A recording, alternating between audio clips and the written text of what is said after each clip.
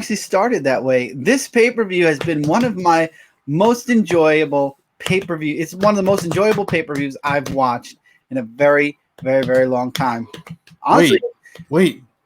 There was a pay-per-view? No, you're okay. I thought I missed it. There was a pay-per-view. What? And welcome to a brand new episode of AEW Aftershock, your number one podcast for discussing all things All Elite Wrestling, including pay-per-views, which I actually did watch. So. He did watch it. I know he watched it because we were discussing most of it live as it was going on. I am the one they call Chris Falcon. And I am Brant still, and we'll explain why. We will. Because YouTube is such a wonderful platform. But we'll get man. That. Yeah, well, I mean, we can go ahead and talk about it right now. So apparently, as you all know, we made the Aftershock Wrestling Entertainment channel where we re-uploaded. Yes, YouTube, we know we re-uploaded all of the episodes of AEW Aftershock up until this point. Why? So this way it'll be archived on the channel. It is part of the Aftershock family, after all. Well, YouTube somehow found the videos and said, oh, you're doing blah, blah, blah, blah, blah, and they're copying, you're stealing from another channel. Yeah. Bottom line is they terminated our channel. Yes, they shut it down. Yeah. And go ahead. I was going to say we can't even dispute it because the URL is invalid and you have to have a URL on the form. And if you don't have a URL, so they basically terminated it with no hope whatsoever of us getting it back. The good news is nobody really went to the channel yet. I know a few people did. So the good news is we will remake it. We just will not be putting any of the episodes, including this one, up on the channel as a video. We will be playlisting all these, which honestly, hindsight's 2020 as always. We should have done that in the first place. So it is technically my fault for re-uploading everything. But at the same time, we owned it, YouTube. Just saying. I mean, I know you're not watching this, but I mean, if you want, give us back the damn channel or shut it down. That's the thing. And I didn't say anything either because I was like, well, we own the video, so it's no big deal. But so it's that was the thing. We own the content. It's completely original, unique content that we created. So it's stupid. But yeah, we lost the channel, so we're gonna have to recreate the channel. So that's why this is still on Frontline this week. Yep. So let this be a lesson to anyone who wants to make another channel. Do not re-upload. If you want to delete it off the original channel, do that. Or if you want, just playlist it from the original channel, because apparently YouTube, if you upload a video that's exactly the same from another channel, they think you're making a deceitful channel. Yeah, you're still in copyrighted content and all that stuff, which obviously we did not do. That's literally the only thing that was on the channel was those videos. So yeah, so it's slight delay, but it's okay because now when we do debut, it's episode 20 of this show, and we'll get to do that with a clean slate. So be looking forward to that and announcements. And while we're talking about this, I'll just go ahead and do this now. Switch over there. We are debuting a brand new logo for Aftershock. You want to see it? Yeah, wait. See it? Boom. There we go. And that will be part of the new channel, the site, everything, once we get everything back up and running again. Thank you, YouTube. Yeah. And you will notice that it's not AEW centric. And the reason for that being is we're actually going to branch out a little bit. But that's not what this show is about. So we're not going to talk about that here. We'll talk about that elsewhere. Just wanted to throw that out there. This is all about AEW. So that's what we're going to talk about. But before we do, if you'd like to know more, if you'd like to know more about AEW Aftershock and all things we do Aftershock, you can follow us on social media at the Awcast across the board. Yep. And since you said the entirety of that, I will just, we will just move on to because it says here. The Awcast across all social media. I couldn't do the awcast.com because it goes to a dead link now. Right. For now. Yeah, it's all right. Everything will work itself out once we get everything fixed again. Yeah. But we are going to be working on a lot of really awesome stuff. I've got a lot of awesome stuff I'm working on too. We'll talk about that tomorrow night on Comic Book Weekly. But tonight, AEW Revolution, AEW Dynamite, AEW Dark. Before we get into Revolution, let's talk about the shows leading up to Revolution, which we had 2 AEW Darks and Dynamite. That's right. So let me turn that off real quick. Let's get into some AEW Dark. And we're not going to spend a whole lot of time on these because we want to spend this episode talking about AEW Revolution. So we're basically going to run down. If there's anything we really want to pick out of those, we'll talk about it at some point in the show. So the first episode of AEW Dark was on February 25th. Jimmy Havoc defeated Marco Stunt. The Dark Order defeated the Strong Hearts. Joey Janela defeated Kip Sabian in a Falls Count Anywhere match. Took his head off with the kendo. Oh my God, that kendo stick shot. Oh man, I was scared for him after that shot. And Dustin Rhodes and QT Marshall defeated Sean Spears and Peter Avalon because, surprise to no one, Sean Spears walked out again. Of course. And the only thing you can take away from this episode is don't get hit in the head with a kendo stick. That's one. 2 is the AEW Dark is going to be very centric around Jimmy Havoc and the Dark Order, because I've noticed a lot of the Dark Order and especially Jimmy Havoc, a lot of that is happening right on Dark. There are some Dynamite things, but mostly it's happening on Dark. Yeah, so let's just jump ahead and talk about the February 28th episode of Dark, which featured Luther defeating Sonny Kiss. Was that his first match? His first official match in AEW, yeah. The Dark Order came out and did his promo again, promoting what I'm saying, that Havoc is definitely going to be huge with Dark. Yeah, which will probably lead up to some kind of match on either Dynamite or a pay-per-view in the future. Probably Dynamite. Excuse me if I can talk. The Dark Order defeated Michael Nakazawa and Peter Avalon. Weird team up there. That was very weird. Yeah. So, Dr. Britt Baker defeats Miranda Elise, and Private Party defeats the unlikely team of Sean Spears and Brandon Cutler. And Sean Spears did the same thing again. Of course. Well, why wouldn't he walk away from Brandon Cutler, though? I mean, it surprises me that Cutler would even agree to team up with Spears. That surprised me, but how would you walk away from Brendan Cutler? He's a good wrestler, and he would if he had help. Because he hates that whole because he's close with Cody and the Elite and everything. That's why. Oh yeah. That's all. Yeah. What was it? There was something I was gonna say. Do you want to talk about what Sean Spears is doing real quick? Yeah. Our dark talk on that, unless there's something else you wanted to discuss. No, that's it. That was the only other note I had for Dark. And it's something that came up on social media after the first episode of Dark this week, and I brought it to Chris's attention because I thought it was funny, and I'll let him. Y'all know how much I love making videos on things. Yeah, exactly. So Sean Spears and Tully Blanchard put out a video. They can't find a suitable tag team partner for Sean Spears, so they're putting out the call for a tag team partner for people to send in their videos. They're talking about like in 30 seconds, I think 30 seconds or less of 30 why. 30 seconds or less. I ain't doing 30 seconds or less. I'm going to do more than 30 seconds. I'm doing a rip anyway. Who cares? Of why they would be a good tag team partner for Sean Spears. They gave some criteria, but I'm not. I will say this. I'll throw out the spoiler. I am going to do a video. It's not going to be. I mean, obviously, I'm sure Brant will send it to them if I don't. So one of us is going to end up sending it to them, even though it's going to be longer than 30 seconds. I promise you that. But basically, I'm going to take this idea. I'm going to put my own spin on it. And Chris Falcon's going to actually have a video. I actually am thinking of another thing. I'll just promote this now. On Shooting Star Universe, after I have a post I'm writing right now about why I brought my comic reviews back. After that post, I'm thinking of doing an exclusive post kind of writing the origin of Chris Falcon in the wrestling universe. So I might actually be doing an origin kind of profile story / thing for another post on Shooting Star.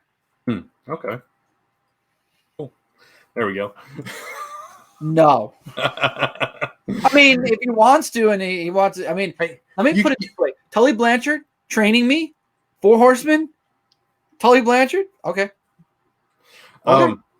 Your tag team finisher could be the Falcon Spear. Gold. I like it. I like the spear. Yeah, exactly. See? I think of good stuff.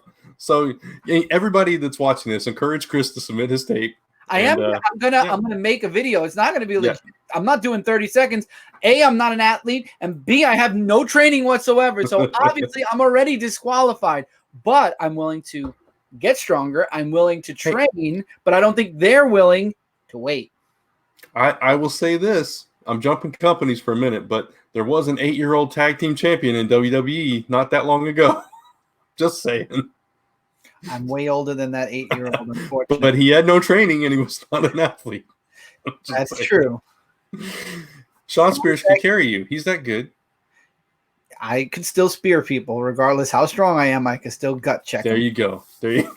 So if you are a professional athlete and a wrestler with any training and you have not seen this, go check out All Elite Wrestling's. Why are you making more competition for me? Twitter. I'm just saying, if there's any fans of ours that are also trying to move up in the wrestling game, I'm telling you, if you want your shot, send in your video to Sean Spears. Continue to make more competition for me. Okay, that's fine. I'm giving you a challenge. You're supposed to rise up and overcome that challenge. So that's rise it up to something. I'll tell you that much. Let's move on then. Yes, to the main Dynamite. event. Yeah, we got to talk about Dynamite. That's the main event, and then we go into the pay-per-view. Okay, so AEW Dynamite this week or last week was from Kansas City, Missouri. Kenny Omega defeated Pac in a 30-minute Iron Man match. That is the highlight of the night for me. That match was the match of the night. Period. So good, very good. Yeah. The Jurassic Express, surprisingly, a little bit defeated the Inner Circle. That was kind of cool. That was cool too. Yeah, it was very strong beginning of the night. Yeah. Best Friends defeated Butcher and the Blade. And the interesting thing about this was what happened between the Bunny and Orange Cassidy. That was hilarious. I loved it. She took his sunglasses. He took her bunny ears. I don't know. Orange bunnies running around. I don't know what's going on there. But anyway, Hikaru Shida defeated Big Swole, Shanna, and Yuka Sakazaki in a 4-way match. Mm-hmm. And then there was the weigh-in for the world title match, which JR called the contract signing. We'll let it slide. But I thought it was a contract signing up until they actually had the scale. I'm like, there is no signing going to be going on that. Basically the same thing, though. They get in there. One guy postures, the other guy gets frustrated, they fight, yada yada. I want to know how Jon Moxley headbutted Chris Jericho and just busted him open like that. Oh, like 7 stitches, right? Just right there. Just busting him clean open. Yeah. Oh man, that was one heck of a headbutt. That's like rivaling Kurt Angle headbutt to Samoa Joe there. Mm-hmm. But yeah. Let's see. Was there any notes? I covered that. No. Oh yeah. Go ahead. Okay. No. You have something. I had nothing. No, you already started though. Go ahead. I have nothing. That's it. I was gonna say I have nothing from there. That's go. That's all I was gonna say. Is Orange Cassidy after the match? There was this whole thing of is he gonna try? And Chuck Taylor said he was, and Trent's like he didn't say that. He might. So we didn't know if he was gonna try or not. We'll talk about that in a minute. That's all I wanted to say. There was one other thing that happened in Dynamite we got to talk about before we get to Revolution. The interview. Yes. With the Young Bucks, Kenny Omega, and Adam Page. That quote that went from the Young Bucks to Hangman, that's going to hold water for a long time. That you were just a jobber, Ring of Honor. We brought you into the Bullet Club. We made you a star. Wow. Yeah. It's like, dude. I mean, I'm on the Bucks side, but that was a deep cut. After that, I think everybody was against the Bucks except for you. I mean, they were getting booed on Revolution. We'll talk about that.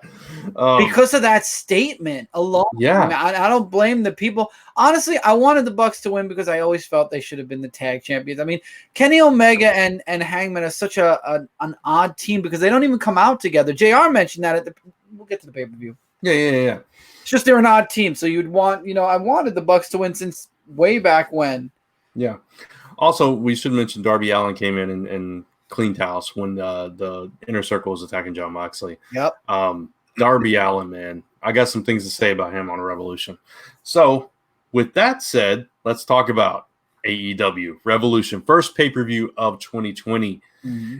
And man, they kicked things off really strong. Oh my goodness. Let's run down the matches and then we'll go in depth about it. Just real quick. On the buy-in show, we had the Dark Order defeated SCU. I feel like that was just to build on more Dark Order versus Christopher Daniels. Of course, and we'll talk about that in just a second. Okay. Jake Hager defeated Dustin Rhodes. Darby Allin defeated Sammy Guevara. Omega and Adam Page defeated the Young Bucks to retain their tag titles. Nyla Rose defeated Chris Statlander to retain her women's title. MJF defeated Cody Rhodes. We'll talk about it. Pac defeated Orange Cassidy, and Jon Moxley defeated Chris Jericho to become the ANDNEW World Champion. So let's talk about some stuff. I want to talk about general first, and then we could go match by match. There's two sides of me here. The side of me that just enjoys watching the wrestling, enjoys the art of it. You know, it doesn't matter who wins or loses. You know, it's just the way the matches go, the way the pay-per-view goes. Love this. There were so many high points that we're going to touch on from all the matches. Every single match has a high point. Every single match had very, very few matches had low points. I don't think any match really had a low point except for one, and we'll talk about that, I'm sure, together. But as a fan, though, watching this, now moving away from the beauty and the art and the holy shit that was coming out of the matches. Two good guys won, and all the rest of the bad guys won. This was the night of bad guys. Seriously. That's true. You couldn't get one or two more, especially Cody. I really, seriously wanted to see him. That one. I was happy to see his ass kicked, but seriously, guys. That's the one that broke my heart. That broke my heart. It was like, come on. It was the night of villains. Literally the only, obviously one of the very big ones, we got Moxley, but Jon Moxley, other than that, everybody else that, you don't want to win won, except the controversy between the Young Bucks and Kenny Omega and Hangman. But that's all. I'm split. As a person who loves wrestling, this was wrestling. Oh my God. Challenge me if you want on that, but this was wrestling. Yeah, absolutely. 100% agree with you on every single point you just made. I couldn't have said it better. Mm-hmm. And man, let's break this down. First, let's talk about the buy-in. Just get that done. A couple of things I want to talk about. Dark Order versus SCU. At the end, a cloaked figure comes out. I didn't think it was the Exalted One. I knew it wasn't. It would be bigger than that. Yeah, I was about to say, if it was a really lame reveal. But it was Christopher Daniels. So it either throws suspicion off of him or it clears him. One of the two. But yeah, he comes in and attacks him and everything. So there was that. And the other thing from the buy-in was the announcers coming out. Tony Schiavone and JR and Taz left. Taz was in the buy-in. Well, yeah, but the big thing was Colt Cabana, right? Oh, yeah, stupid. Yeah. He came out with the Dark Order when there was the big the ruckus going on. He was signed. And somebody else was just signed also. Lance Archer. Yes. Yeah, he'll be debuting at the pay-per-view. He wasn't at the pay-per-view, but when Colt Cabana came out, I remember seeing him from, I think it was Ring of Honor and somewhere else, maybe Beyond Wrestling. I was like, oh shit, this is good. Beyond Wrestling, it was. He fought Orange Cassidy. I watched that match. Okay. And it's a perfect place for him to debut. I'm not the hugest Colt Cabana fan. Don't kill me. But he's a comedian. He's like Orange Cassidy. Yeah, it's the perfect place for him to debut. He's really good friends with CM Punk. Chicago makes sense. Great for him. Congrats to Colt Cabana, and we'll be seeing him soon. He definitely did confirm that after the event that he is definitely signed. Yeah, exactly. So I just wanted to make note of that real quick. But let's get into some of the matches. Let's talk about the opening match, Hager and Dustin Rhodes. It was a really solid match. Not the best match, but of the card, but it was definitely a good opening match. Definitely. Get your blood boiling and get you into the action. There was a lot of vicious moves in this match. Oh, definitely. Yeah. Again, this was kind of a letdown. I was hoping that he would get revenge. Not Cody. Dustin. Yeah.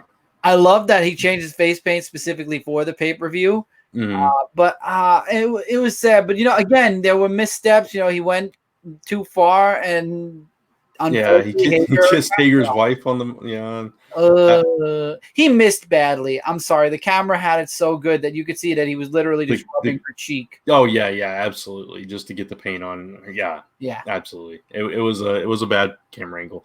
Yeah. There was one thing I wanted to mention about not here, but the first cage match that they did a couple weeks ago with Wardlow. They tried to do the in the cage camera. It was on top of the turnbuckle, and they quickly realized it didn't work. It was shaking too much, and they had to go outside. They need to figure out a way to get those cameras inside a cage.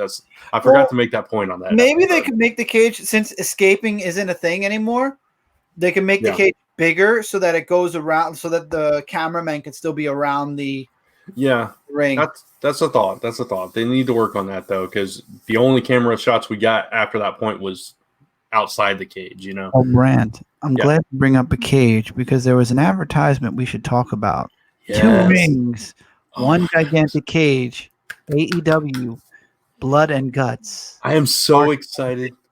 March 25th. Yes, I am so excited for this. You just have no idea when WCW. It's War Games. When WCW ended, and before I even get into this, I know people are saying, like, we get this in the NXT. I know we have it in the NXT every year. I watch it every year that they do it. They've been doing it for a few years now. I get that. I'm just saying, when WCW ended, it, like, crushed my heart, because that was the one thing that they had that was special, that was different, and we didn't get that for a long time. Oh, no, that was World War III. I was going to say, didn't we get one where there were 3 rings? That was World War III, yeah. Which is another thing we'll probably never see. I don't know. You never know in AEW. They could do anything. But yeah, so when they announced this, and it's like back in the day, TNA, when they were on the rise, they tried to do their version of it with 1 ring. And it just didn't work. Yeah. So when they announced this, it's like, this is war. You know the rest. It's like, oh, yes, they're doing their version of War Games. That is so cool. And you got it. Who's it going to be? It's got to be Inner Circle, right? I hope so. Or Dark Order. One of the 2. Both? Or both. Yeah, they could do 2 matches. Why not? Let's do it. Let's do it. Every match is a War Games match. They might. You don't know. All we know is it's coming. Oh, and that it's going to start probably this Monday. Yeah. How much you want to bet a rematch or 2 from this pay-per-view isn't going to happen there? It could. Definitely. That leads into something else I want to talk about. I'm just going to jump into the Darby Allin match. Darby Allin versus Sammy Guevara. This Darby Allin, so good. Yeah, he starts off the match by just like barreling into Sammy and just taking him out like right before the bell even rings, and then they're just fighting outside. No match has started yet. Sammy does this 630 through the table on Darby. I mean, these 2 are throwing everything. And everything out. That match yet. The match hasn't even started yet. The whole first 5 minutes was them just beating each other up outside the ring. Yeah. And then Sammy dominated the match for a little bit, and then it became a back and forth, and then Darby just took it. And the thing I wanted to point out about Darby and why it ties into War Games and WCW and all this stuff is, as I was watching Darby Allin, I'm thinking about Darby Allin over the past few weeks. I'm starting to get I cannot talk tonight to save my life. So specific and familiar vibe. And I want to know if you feel the same when I say this. And it's not just because of the face paint and the blonde hair, okay? I am getting a Sting vibe from him. Not the way he wrestles, but there's this charisma, there's this energy. Came out like way back when it was. That's what I'm saying. What do you call it? Oh, you're talking like NWA Sting when he first debuted and everything. Right, just like that groundswell when he's coming up, and when you're starting to get behind this guy, and it's like, this guy came out of nowhere. He's exciting. You got that energy swell. You got that charisma. He's like nothing you've seen before to this point. He's got everybody talking. It's the same kind of thing, and it's just got me in that same vibe. Totally, completely different kinds of wrestlers. Don't get me wrong, not the same style at all. And the similarities end with the face paint and blonde hair, right? But it's like when I see him, I get that same excitement. It's like, oh, it's Darby Allin. It's the same kind of thing with Sting. I could see him, elevating to that level. is what I'm saying, what I'm getting to. Oh, definitely. Yeah, then I definitely agree 100%. But that was one of my the blows in that match were just out of this world. Yeah. So I just wanted to put that out there because Sting is one of my all-time favorite wrestlers of all time. So, and Darby Allin has the potential to become that for me, I think. So, anyway. I agree. I mean, I don't know. You're saying everything I want to say, so I'm just agreeing. Okay, that's fine. That's fine. Where you want to go to next? I'm gonna let you pick.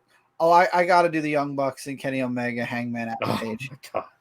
That I have to do it because, like you just said, the crowd was split now. Originally, it was the Young Bucks, as the good guys coming in, and then they had that interview, and it's like all of a sudden now people are like, why would you say that? Hangman Page, every wrestler starts off as a jobber. Let's be fair here. So I mean, yeah, to put all the pat on their back that they brought him in and made him a star. Let's be fair. Most of the people in Bullet Club were jobbers before Bullet Club.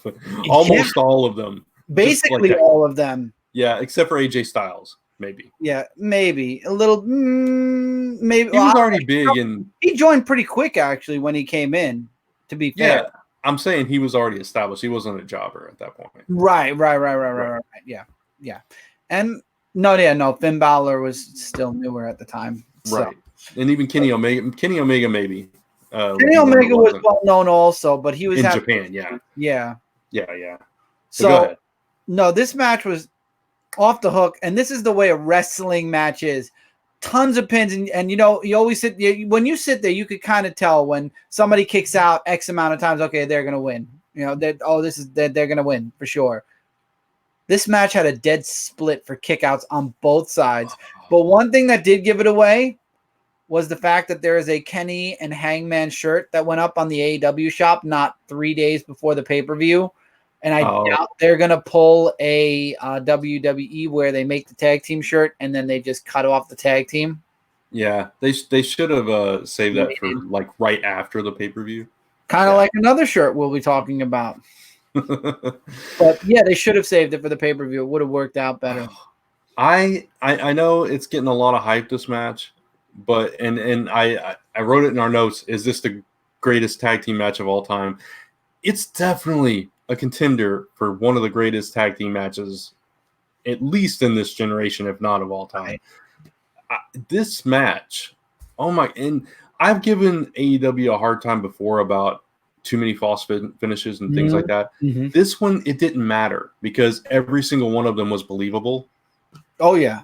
I mean, it could have ended, or these guys are such passionate performers and they're so at odds that of course they're going to pull every single ounce of strength in their body to kick out every single time. And they know each other so well that they know how to defend themselves against each other's moves and all this stuff. And it's just, Hangman knew about Nick's back. Yeah. No, not Nick, Matt's back. Matt's back. Yeah. And Matt was a little bit of a loose cannon towards both Kenny. I mean, he wants those belts. You could feel that he needs jealousy was driving him. Yeah. Nick had to pull him back. I feel like now Nick's having a child soon. Eventually, he might have to go home. I wonder if we'll get a one-on-one match between Hangman and Matt Jackson in the future, possibly. I could see that. And then, like the storytelling in this match, man, Matt conflicted. Do I throw my friend on the stage? Do I do that third Northern Lights and throw him on the hard part of the stage, or do I? Yeah, I'm gonna do it. And it's like things like that throughout the entire match, even up to the finish after Omega and Hangman win, and Hangman is standing outside for a second.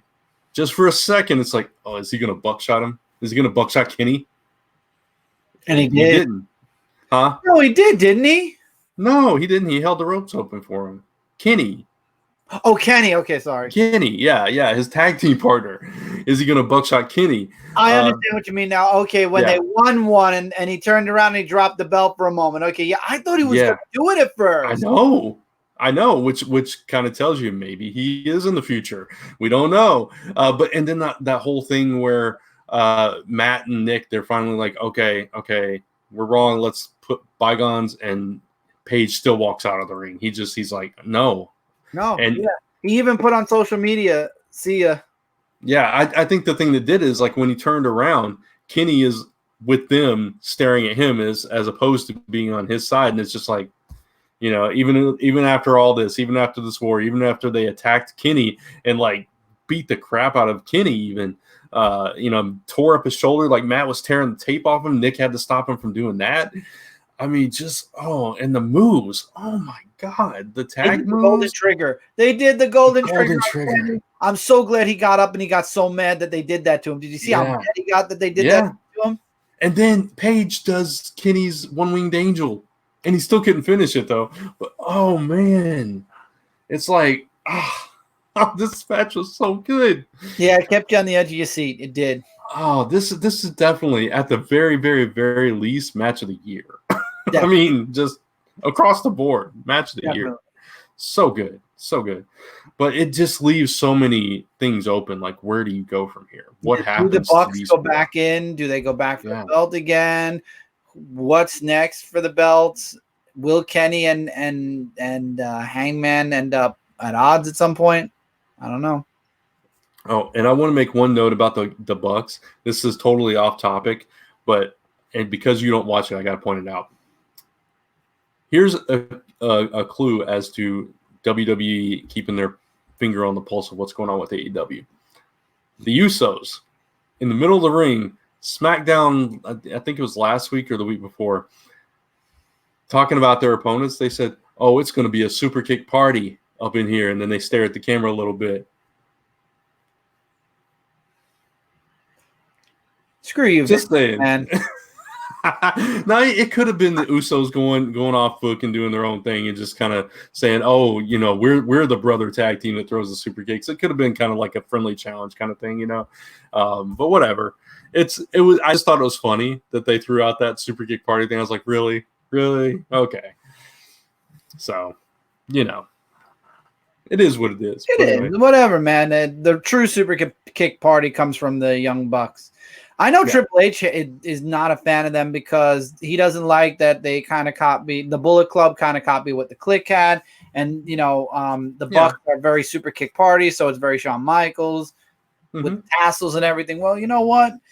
You can't. Tassels are very Hardys, yeah. And I'm sorry, you can't be like the it thing until you die. Eventually, a new generation is going to come up. I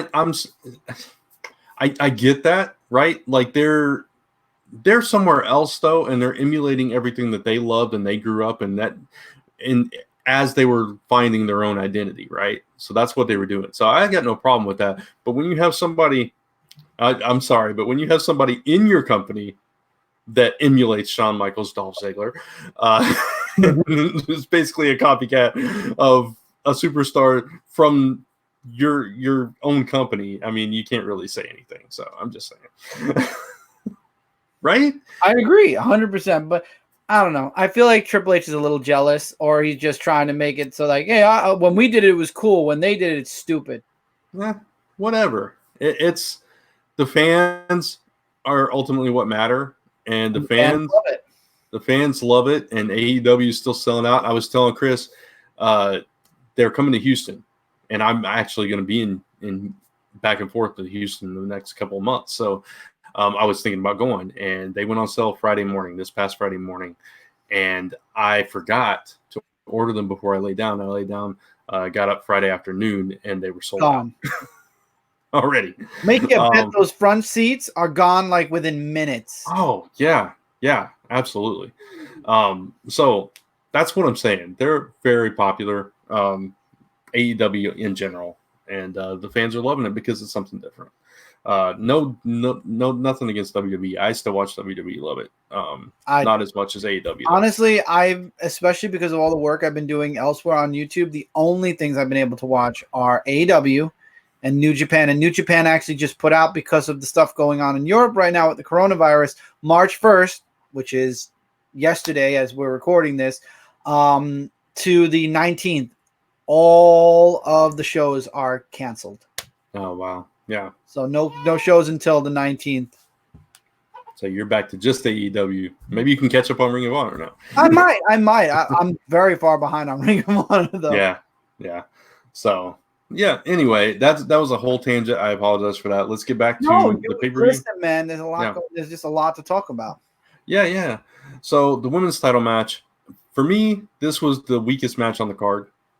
Okay. Thank you. Absolutely. The first half of it really was it was a little bit botch fest. I'm sorry. Oh yeah. And I hate to say that. You know what Nyla Rose was dressed as in C2E2, right? Deathstroke. Oh no, she was just Deathstroke in the ring. That's the match. She was walking around C2E2 as Spider-Gwen. Oh really? I did not know that. That's funny. It was on her Instagram. That's how I knew. Okay. She's a huge comic fan, apparently. So is Brendan Cutler with the X-Men. Yeah. That's really cool. And I love that partnership between AEW and C2E2 this past weekend. That's really what's going to happen next year again, because I'm sure it brought them a lot of people. Oh, I'm sure. I'm absolutely sure, because they did panels and interviews and stuff like that too, right? Yep. Yeah. And the Bucks announced their book. Oh yeah, their autobiography. Yeah, I'm actually, I think it's an autobiography.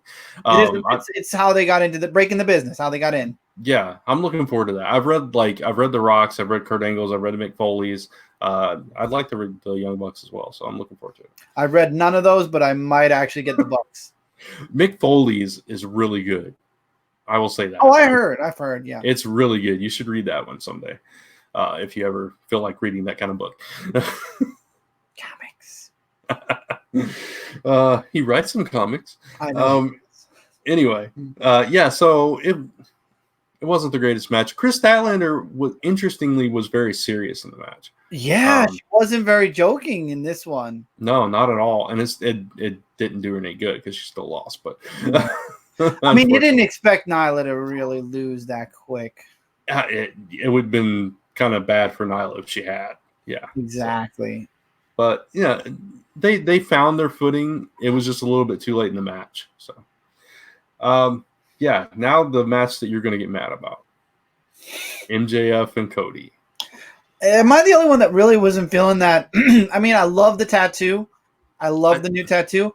I wasn't feeling it on the neck. I was like, why not here? Why not here? Yes. Why not on your back? Anywhere but your neck. Why anywhere? This gigantic thing. And I thought at first it was just painted on. I'm like, I did too. It'll come off, like Dustin. No, it's a tattoo. A big ass tattoo right here on his neck. Why the neck, Cody? You have Dustin on your chest. Why couldn't you put it on the other side? Why couldn't you put it on your arm? Anywhere but your neck. As soon as I realized it was a tattoo, I was like, why not like the back of your shoulder or your arm? That would, or even just the other side of your chest. Something. Not the neck. I don't like it on the neck. It looks weird to me.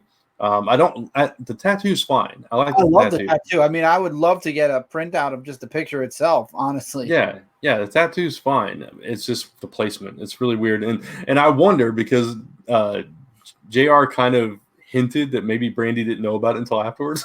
No, Brandy knew about it. Okay, good. Because if I can imagine if I came home with a neck tattoo, like I think wedding's off the next day for laser surgery to get rid of it. Exactly.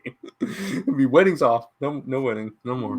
You're done. So that tattoo kind of threw me off for a little bit. But no, the match was so good, though. I mean, every single hit, every single moment that Cody had. I mean, three of his main moves. Unfortunately, though, of course, with Wardlow there and that stupid ring, I really wish Cody would have gotten that ring. Of course, no matter how great the match was, MJF found a way to use that stupid ring, and that was it. It was done. No matter how great, how long, how many moves.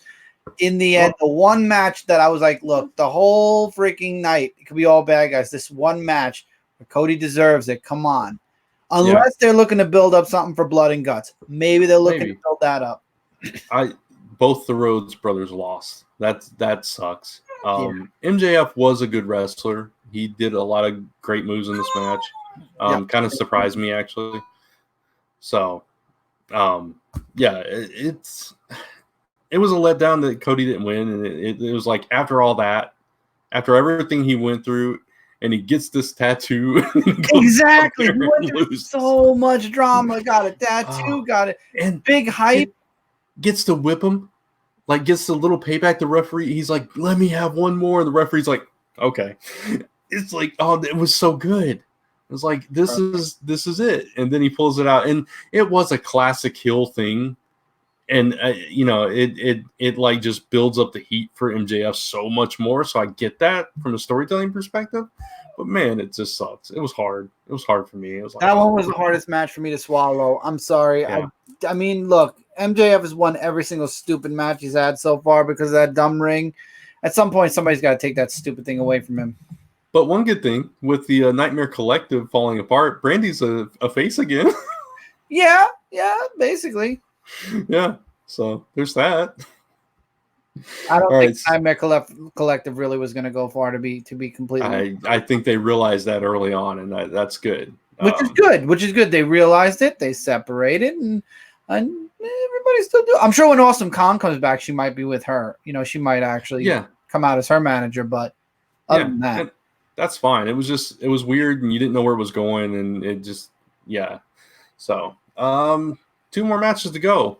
Pac and Orange Cassidy. Second lowest match for me. Really? Because not because of the way what you're thinking, but because I thought this, especially because now remember what was said on Dynamite. This time he's going to try, and throughout most of the match he wasn't trying. He was getting desperate. Yeah.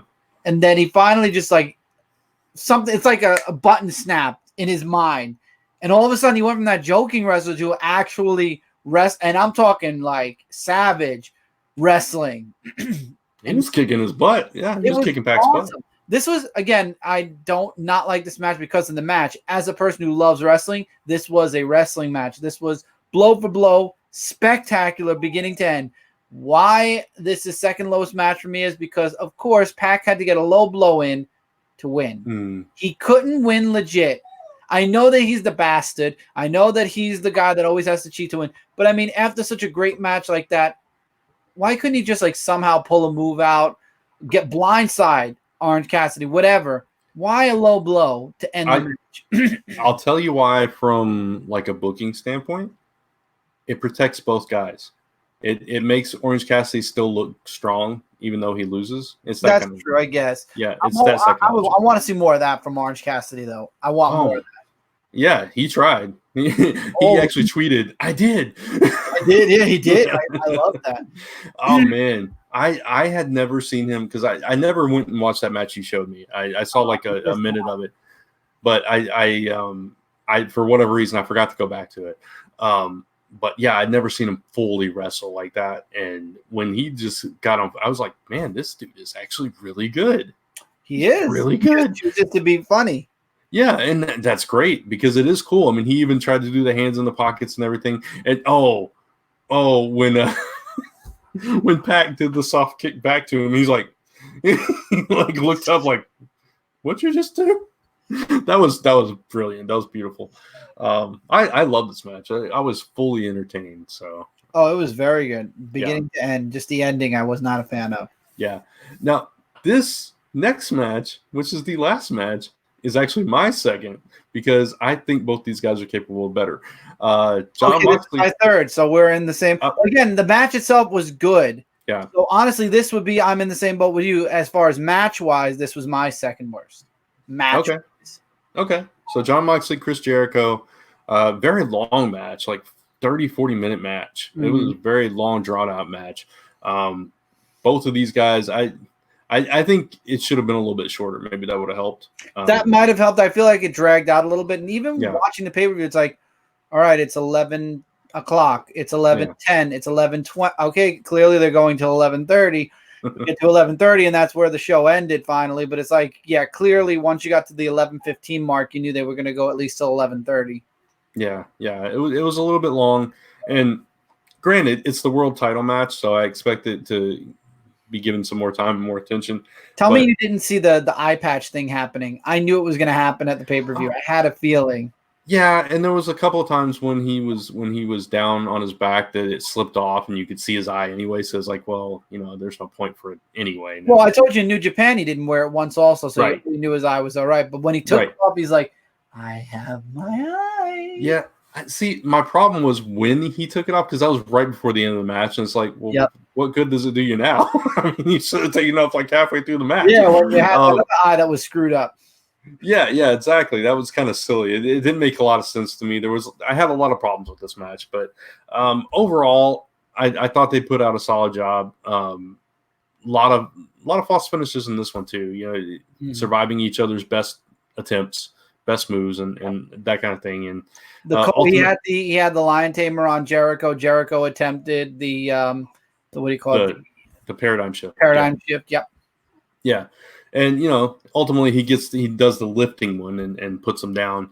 And Jon Moxley's your new world champion. And it's cool. And his what he said on the mic after the match was classic Jon Moxley and fit him very well. I was expecting something else to happen, but it was cool. It was fun. I was expecting somebody to come out at the end when he said, anyone who wants a belt, all you got to do is come try it or come get some. Yeah, it almost looked like he was waiting for someone too. And it's like, I don't know what was going on behind the scenes there. That would have been a nice entrance for somebody possibly to make their debut. Exactly, and that was my problem. That was my one problem with the pay-per-view overall, is that aside from Colt Cabana, we didn't really get any surprises. You know, I was expecting at least one debut or one big challenge or something, anything. Yep, and it's been confirmed Matt Hardy has left WWE. He made a video on his channel. So he has gone ways, but he didn't say where he's going. He said it could be Ring of Honor, AEW, Japan, anywhere. So his exit from WWE was getting beat down. Yeah. Getting beat down by Randy Orton. And and he said he's leaving on the most positive of notes possible, which I don't see how that's possible. But he said, you know, WWE will always be home, but creative differences not working out. Yeah. Well, I mean, the broken character didn't get over as much there, and then he tried to go back. Hardy Boys. Yeah, then he tried to go back to the original Hardy Boy thing, and then Jeff is not there, and then he's by himself, and he's never on the match. He never has a match, so he just shows up randomly, and it's like, okay, they weren't doing anything with him as much. Yeah, they weren't being used to the best of their ability. We'll see what happens. Yes. So, but yeah, that's you know. A couple of nitpicks throughout, but overall, I thought it was a phenomenal show. Some of the best wrestling I've seen in a long time. Mm-hmm. Definitely. So I would definitely give it top marks. Just, you know, nothing's perfect, right? No, I would say this was if it was out of 10, it's a 9 out of 10 for me, honestly. Yeah. Yeah, 8.5 because of the 2 matches that were off. Yeah. And it's like, not to take anything away from Jon Moxley and Chris Jericho either. They're both phenomenal wrestlers. They just, I like I said, I think it dragged out a little bit too much. And there were a few things that I think should have been done a little bit differently. Other than that, good match. Got a new champion, second ever champion in AEW. I'm really curious to watch Dynamite now to see, you know, if somebody challenges them, what's going to happen down the road. So I want to see Wardlow move away from MJF a little bit, and maybe come into the singles match. Yeah, I want to see Wardlow versus Luchasaurus. Bad, man. I want to see that match. That should happen. Yeah, and I want to see what Lance Archer is going to do. I haven't seen him for a long time. He used to go by Lance Hoyt in TNA. Right. So I haven't seen him since then, so I don't know like what he's capable of now. So I'm curious about that. We'll see what happens going forward, man. But good show, good way to start off the year. And, absolutely. And now we're going to Double or Nothing in 2 months. April? In May. May. Towards the end of May, but before that, later this month, we get War Games or their version of War Games. So that's right after my birthday. They're doing that though. Yeah. We had the SummerSlam, not SummerSlam. We had the Bash at the Beach, and now we're gonna have Blood and Guts. Awesome, I love it. So it's kind of a mix of what TNA does. Like they do some of their pay-per-views on TV. So it's kind of like that. They're making a special event out of their TV. So they don't have to put on as many pay-per-views, which it's a good strategy. It's a good strategy. So the one thing I forgot to mention when we were talking like general stuff, there was another team up with DC Comics. They did some more art pieces. I saw the pictures. They had SCU, Britt Baker, MJF. I forget who the fourth one was. There was another one. Shoot. Who was the fourth? I'm going to try to pull it up. Wasn't Chris Statlander, was it? No, it was Let's see. We got Britt Baker, SCU, MJF, and Rio. It was Rio. Rio. Okay. Yeah. Art by let's see. We got on SCU. It's Ramon Villalobos. David Marquez on Dr. Britt Baker. Joe Canunas on Rio, and Daniel Warren Johnson on MJF. So if anybody, our comic fans out there, want to know who the artists were that worked on them, so they're really cool. I love that they're doing this, and I hope our friend Todd Black, he's got that fan comic. I know he was set up at C2E2 and giving free copies of that away to AEW fans. Yeah. So I really hope that he gets to do something, but if not, I would love to see DC do a AEW comic at some point. Hold Either on. way. I have somebody passing by. Did you get by? Okay. Somebody going through the back instead of the front. Yeah. Either way, as long as we get an AEW comic, that'd be really cool. I want an AEW comic. Yeah. So that's it. That's it for this episode of Aftershock, because there's no preview because they don't have the matches listed for Dynamite this week yet. I think they're going to keep everything close to cuff because of everything on the pay-per-view. The aftermath of maybe tomorrow night on Dark, they'll announce a couple of matches or something. Is there a Dark tomorrow? Maybe there's not because of the one before. Right. I think that's usually on this week, last week. Yeah, so we may not find out till day of what the matches are for Dynamite. So you just have to stay tuned. I do know it's in Denver, Colorado this week. Yes. I'll tell you that. But that's it for Aftershock. And hopefully we'll be on our own channel next time. We'll see. Hopefully we'll see. I mean, it depends on if YouTube tries to take us down again. And then at that point, we're just going to make a website and figure something out, posting videos from here, there. I don't know. Yeah, exactly. We may just keep it here on Frontline. Yeah, we might have to. I mean, we do. I don't know what. Anyway, I'm not going to keep harping on that. Yes. Yeah. As always, since we are on Frontline, don't forget to subscribe. Hit that notification bell if you want to know when we go live or whenever we do anything. We have Comic Book Weekly every Tuesday night, 10 p.m. Eastern. Don't forget to give this video a thumbs up. Show YouTube you enjoy this video. AEW, theawcast.com, going to be moving it. And don't forget to follow us all over social media, Comic Frontline and the Awcast. You can also follow me under Dark Avengers 86, Brant under Brant Fowler. And as always, you can always find us, like I said, through all of those. I want to make sure I didn't miss anything. Did I miss anything? No, I don't think so. I think you covered it all. If you'd like to sponsor the show, if you have questions or suggestions for us, you can email us at team@theawcast.com. And thanks for watching and or listening. If you're listening to this while you're working or doing whatever. For Chris Falcon, I'm Brant for now. For now. And this has been AEW Aftershock. So don't forget, everybody, to soar high and aim for the sky. Take care, everybody. In the broadcast.